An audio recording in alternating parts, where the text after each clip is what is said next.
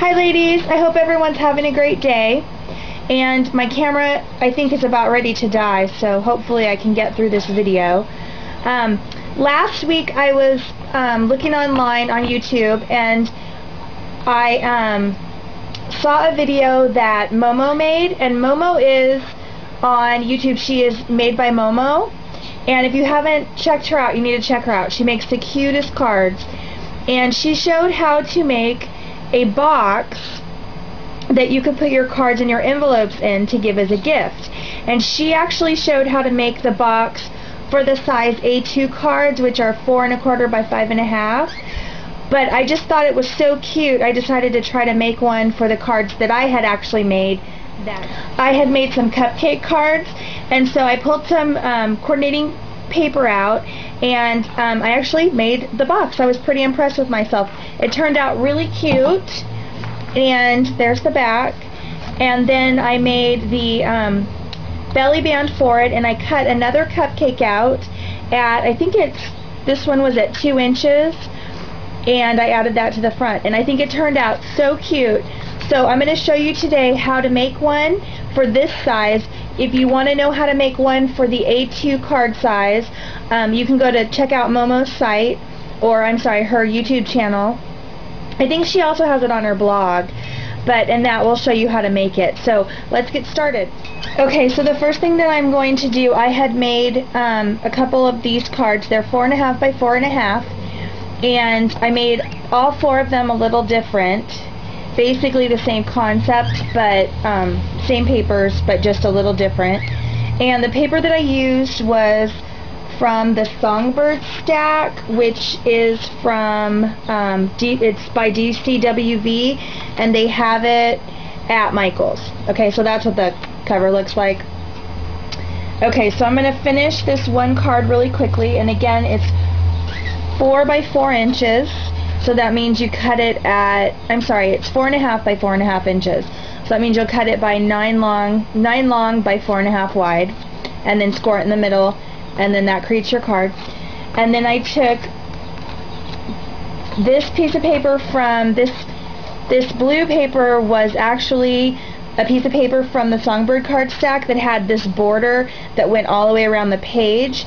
So what I did was I just cut this, I cut it so that this would create a border on the edge of my card, and then I cut this piece of paper and pieced it on top. So this blue sheet is 4 1/4 by 4 1/4, and then the little red piece of paper is 2 3/4 by 4 inches. Okay, and then I'm going to take this grosgrain ribbon. This is white grosgrain ribbon, and it's 5/8 of an inch, and I'm going to wrap it around and tie it in a knot. Okay, so I got my ribbon tied around the front of my card, and I secured the knot with a little glue dot just so that it would hold it in place.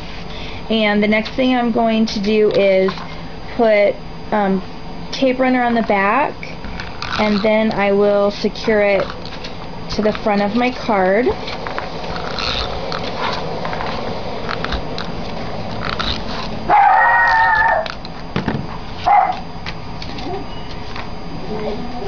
That would be my watchdog. She weighs about maybe 7 pounds, but she's a good watchdog.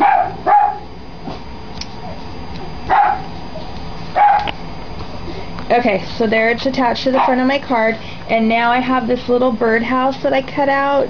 There's a page in the Songbird stack that has birdhouses all over it, and that's what I used to make these cards. I cut the birdhouses out that I liked. So I put some foam tape on the back, so I'm going to remove the foam tape.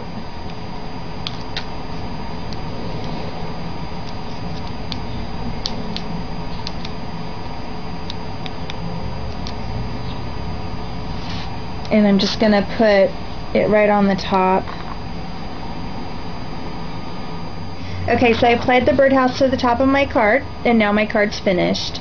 And I'm going to leave the insides blank because I'm going to give them as a gift. And so, and they're all a little different. So there's the one I just made. This is the other one that I made.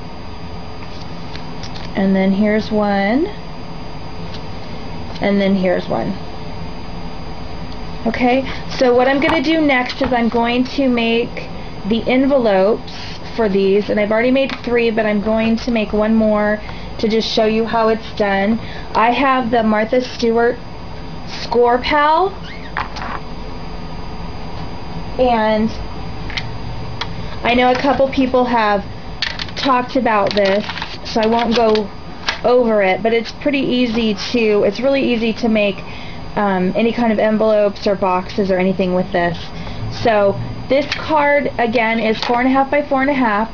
So my envelope, I cut the piece of paper for my envelope at 8 by 8, and I'm going to lay it against the angle up here. This helps you make the envelopes, and I'm going to score it at 3 3/4 all the way around.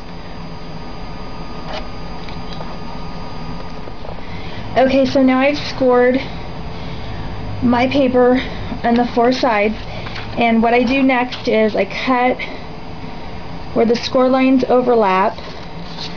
I'm going to cut those little triangles out, and that's going to help me create my envelope. Okay, so this is what it looks like, and the next thing you do is just fold at all your score lines.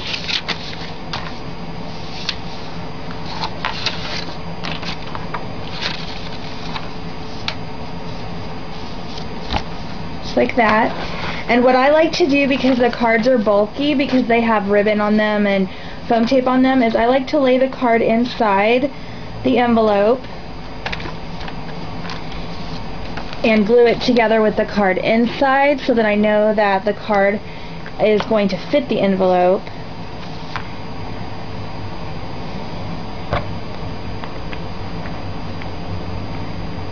When I give it to the person. So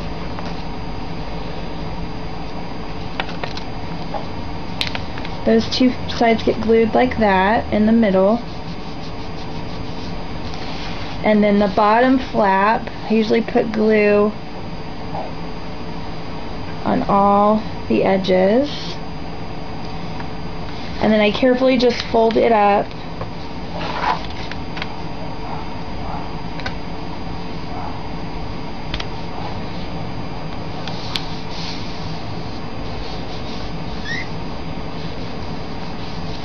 Just like that. So there's the envelope, and then I fold the flap down,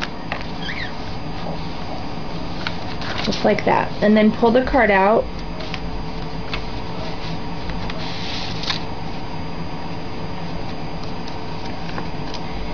And then at this point your envelope is not going to be completely flat. I don't know if you can see that. It's kind of open a little bit. See how it's puffy, because I had the card in it with the ribbon on it, so when I closed the envelope it made it kind of puffy. So what I do in order to get the envelope to lay flat is I just kind of smooth it with my hands and refold this very top edge. You can't really see that, sorry. There's a little bit of extra paper there because it's puffy from the ribbon. So I just kind of push it over and refold it, and it makes your card a little bit wider at the top, but that's okay because, or I'm sorry, your envelope is a little bit wider along the edges at the top, but that's okay because when you put your card back in it, not only will the card fit, but that will go away because it needs that little bit of thickness to fit the card. Okay?